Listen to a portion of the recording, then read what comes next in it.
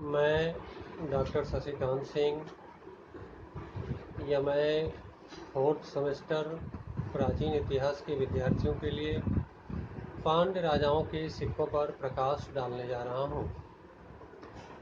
जैसा कि आप लोगों ने पॉलिटिकल हिस्ट्री में पढ़ा होगा, पांड्यों का प्राचीन इतिहास संगम साहित्य से ज्ञात होता है, जिसका काल 300 बीसी से 300 एडी निर्धारित किया गया है।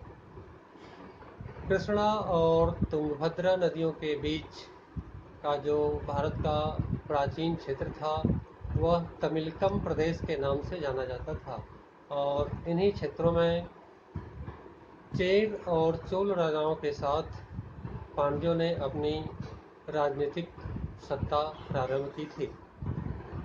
पांड्यों का इतिहास हमें पाणिनि की अष्टाध्यायी, रामायण, महाभारत, कौटिल्य के अर्थशास्त्र तथा अशोक के अभिलेखों से भी ज्ञात होता है। उससे यह पता चलता है कि पांड्यों की राजधानी जो मदुरै थी वह अपने व्यापार, मोतियों और उच्च कोट के सूती वस्त्रों के लिए प्रसिद्ध था। पांड्यों का राजकीय चिन्ह मछली था।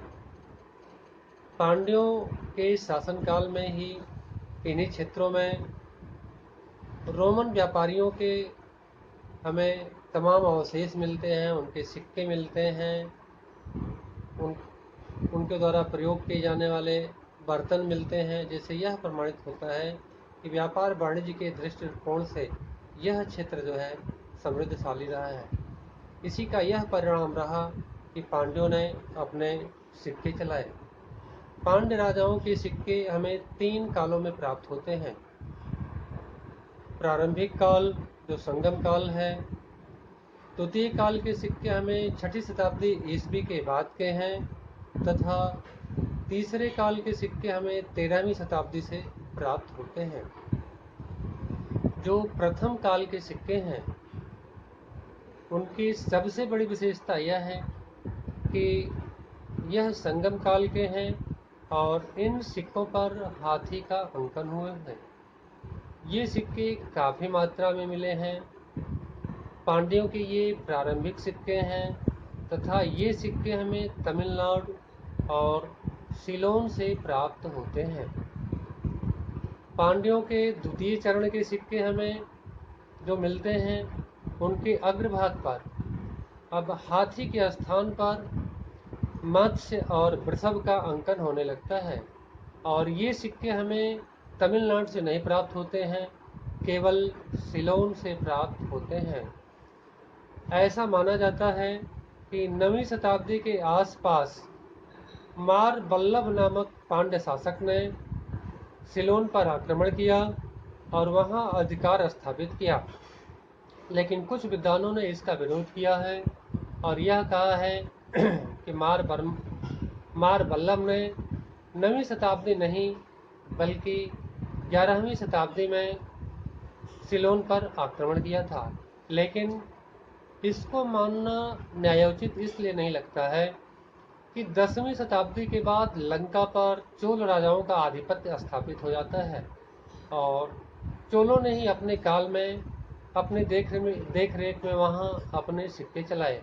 ऐसी स्थिति में हमें यही मानना पड़ेगा कि 6ठी शताब्दी से 9वीं शताब्दी के बीच ही किसी काल में सिलोन में पांड्य राजाओं ने सिक्के चलाए।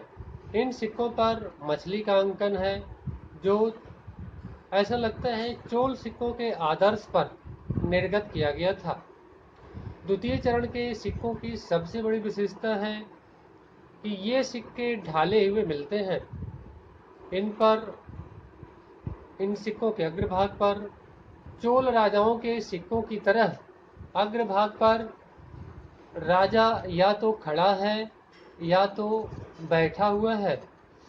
ये सिक्के थोड़ा बहुत अंतर के साथ जो है निर्गत किए गए हैं।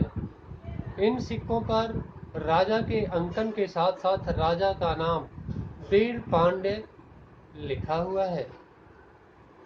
जो हमें तृतीय चरण के सिक्के मिलते हैं वह 13वीं शताब्दी के हैं।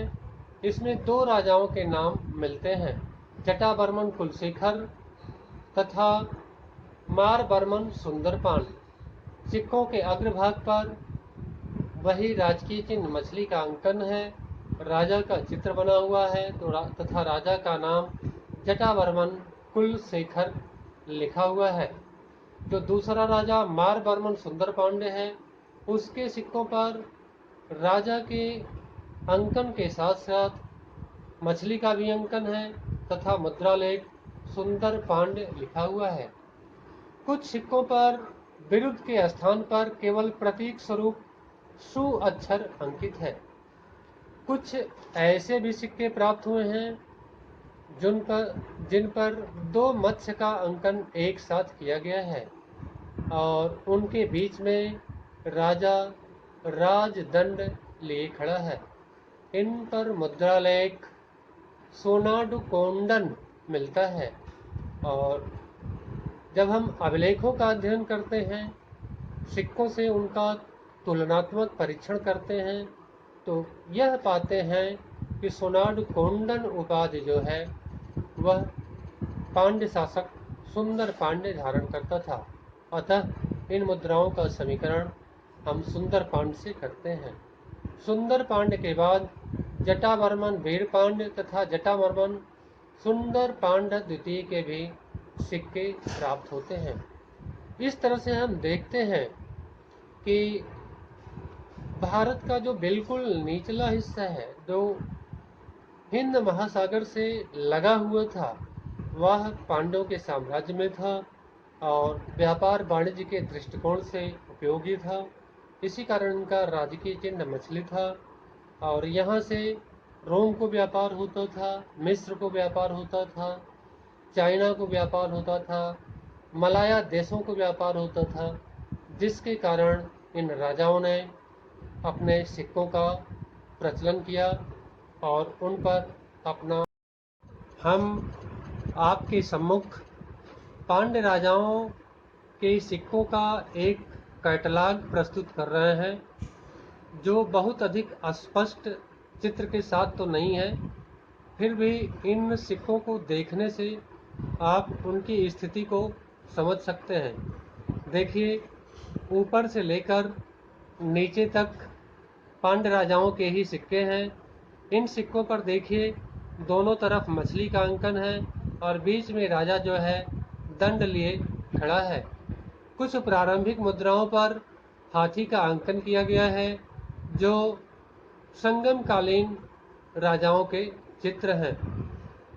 वीरपांड्य नामक राजा के काल में हमें मछली का अंकन है और राजा या तो बैठा हुआ है या तो खड़ा स्थिति में है। इन मुद्राओं को देखने से यह स्थिति जो है स्पष्ट हो जाती है।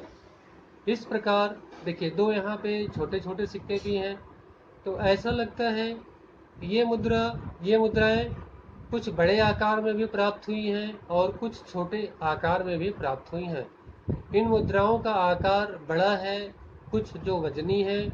ऐसा लगता है ये व्यापार वाणिज्य के लिए प्रयोग होती थी और जो छोटी मुद्राएं प्राप्त होती हैं उनका प्रयोग जन सामान्य के लिए किया जाता था।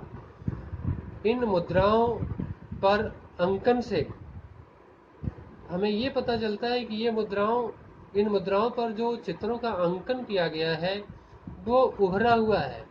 जैसे प्रारंभिक सिक्कों पर जो हाथी का अंकन वो बिल्कुल उभरा हुआ है, राजा जो बैठा हुआ है वो उसका भी चित्र उभरा हुआ है, लेकिन बहुत अधिक उसमें जो है कलात्मक अभिव्यक्ति नहीं दिखाई देती है, जैसा कि हम गुप्त राजाओं के सिक्कों पर पाते हैं। गुप्त राजाओं के सिक्कों का अगर आप देखे हैं तो पाएंगे कि राजा का अंकन कितना सुंदर ढंग से जो है सिक्कों पर किया गया है, लेकिन पांड्य राजाओं के सिक्कों पर चित्रों का अंकन जो है केवल एक अभिव्यक्ति के रूप में है, उनमें सुंदरता कहीं भी नहीं दिखाई देती। बहुत बहुत धन्यवाद।